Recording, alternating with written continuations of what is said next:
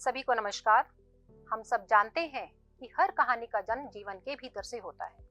जैसे जीवन में उतार चढ़ाव आते हैं, उसी तरह हर कहानी की घटनाओं में भी उतार चढ़ाव आते हैं। अब हम देखेंगे कि हमारी कहानी दो बैलों की कथा में कौन से उतार चढ़ाव आते हैं। आज हम इसका दूसरा भाग पढ़ने वाले हैं, बैलों की गया के घर वापसी और आजादी के लिए संघर्ष। लेकिन इससे पहले कि हम कहानी में आगे बढ़ें, हम कहानी की पिछली घटनाओं पर एक दृष्टिपात कर लेते हैं। कहानी का प्रारंभ होता है झूरी के घर से, जहां हीरा और मोती, उसके दोनों बैल, अपने मालिक के घर में बहुत ही प्रेम और परिश्रम का जीवन व्यतीत कर रहे हैं। वे वहां बहुत खुश थे कि अचानक उनके जीवन में एक परिवर्तन आता है। झूरी का साला गया एक दिन बैलों को लेकर अपने साथ चला जाता है अपने खेतों में काम करवाने के लिए। लेकिन गया झूरी की तरह संवेदनशील और दयालु नहीं था। हीरा और मोती उसके साथ जाते हुए बहुत उदास थे, परेशान थे कि हमारे मालिक ने गया के साथ हमें क्यों भेज दिया। जब गया के घर वे पहुंचे तो ना उन्होंने खाना खाया और एक तरह से वे सत्याग्रह पर थे। लेकिन उन्होंने आपस में मिलकर एक योजना बनाई और रात के समय वे रस्सियां तोड़कर वहां से भाग निकले। वहां से भागने के बाद कहानी में आगे क्या होता है। गया के घर से भागकर वे भागे अपने घर, लेकिन क्या अपने घर में वे खुश रह पाए जी भर। हम देखते हैं आगे क्या होता है। झूरी प्रातः काल सोकर उठा, सुबह सोकर उठा तो देखा कि दोनों बैल चरनी पर खड़े हैं, यानी खाने के स्थान पर खड़े हैं। दोनों की गर्दनों में आधा आधा गराम लटक रहा है। गराम यानी बैलों के गले में बंधी हुई रस्सी। घुटने तक पांव कीचड़ से भरे हैं और आंखों में विद्रोहमय स्नेह झलक रहा है। उनके मन में विद्रोह भी था अपने मालिक के प्रति और स्नेह यानी प्रेम भी था। लेकिन झूरी की पत्नी बैलों को देखकर खुश नहीं हुई। वह नाराज थी कि बैल मेरे भाई के घर से क्यों यहाँ पर भाग आए। वह बोली, कैसे नमक हराम बैल हैं कि एक दिन में वहां काम नहीं किया, भाग खड़े हुए।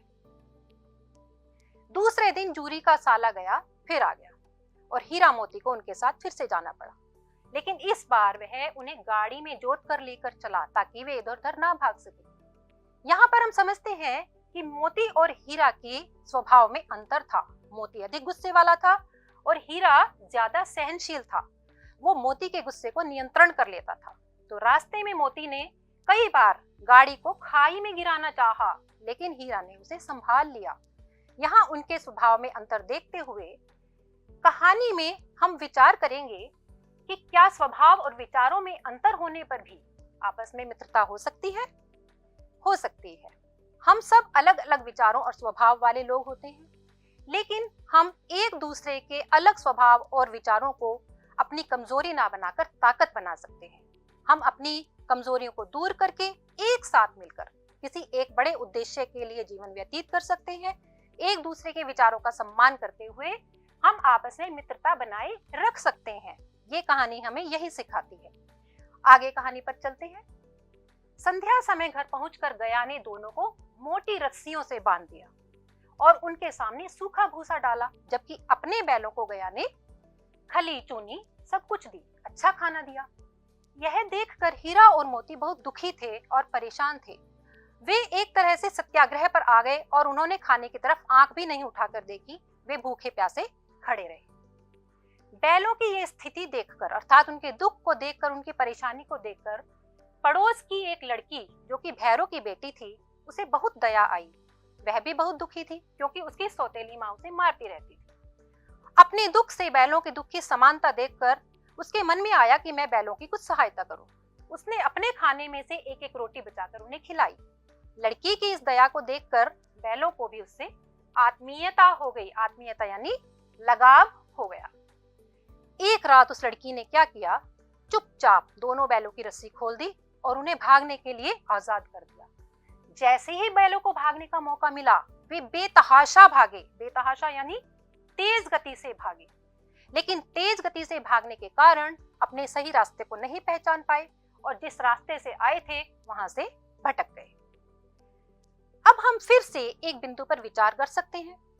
क्या छोटी लड़की की तरह सभी लोगों में दया और सहायता की भावना होती है?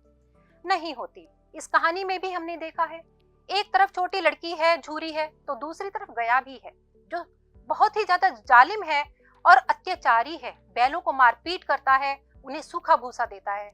तो इस तरह से सभी लोगों में दया और सहायता नहीं होती, लेकिन हम ये समझ सकते हैं कि दया और सहायता की भावना सभी में होनी चाहिए। हम इस कहानी से यही सीखें कि हम ना केवल व्यक्तियों के लिए, मनुष्यों के लिए, बल्कि सभी जीव जंतुओं के लिए अपने मन में दया की भावना रखें। कहानी में आगे चलते हैं। दोनों बैल भूख से व्याकुल हो रहे थे, यानी परेशान थे, वे भूखे प्यासे थे। रास्ते में मटर का खेत था। अब वो भूखे बैल, उनका मन किया कि हम मटर खाएं। वो घुस गए मटर खाने के लिए। जब पेट भर गया तो दोनों ने मस्ती का अनुभव किया। अब वे गया की कैद से बिल्कुल आजाद थे। वे उछलने कूदने लगे, लेकिन इतनी ही देर में उनकी दृष्टि पड़ी, उनकी तरफ एक मुसीबत भागी चली आ रही थी। मोती बोला, अरे यह क्या, कोई सांड डोंकता चला आ रहा है। सांड तो पूरा हाथी है, उससे भिड़ना जान से हाथ धोना है, यानी अब तो मृत्यु सामने आ चुकी है। हीरा ने भी देखा कि अब बचने का कोई उपाय नहीं है। उसने कहा, उपाय यही है कि दोनों जने एक साथ मिलकर उस पर वार करें। हीरा और मोती जान हथेलियों पर लेकर लपके, यानी खतरनाक स्थिति का सामना करने के लिए तैयार हो गए। एक तरफ से हीरा ने और दूसरी तरफ से मोती ने सांड पर पूरी तरह से वार किया और सांड को जख्मी कर दिया। सांड वहां से भाग निकला। अब इस जीत के बाद हीरा और मोती और खुश हो गए। सामने मटर का खेत था, मोती उसमें घुस गया। हीरा समझता था कि इस खेत में घुसना जोखिम का काम है, लेकिन मोती ने उसकी एक ना सुनी। अभी उसने 2-4 ग्रास ही खाए थे कि 2 आदमी लाठियां लेकर दौड़े चले आए। वे खेत के मालिक थे। हीरा तो मेड़ पर था, किनारे पर था, वो तो निकल गया, लेकिन मोती खेत के अंदर कीचड़ में घुस गया और वो भाग ना सका। जब हीरा ने देखा कि मेरा मित्र मुसीबत में है, तो वो भी नहीं भागा। फंसेंगे तो दोनों फंसेंगे, वो लौट गया।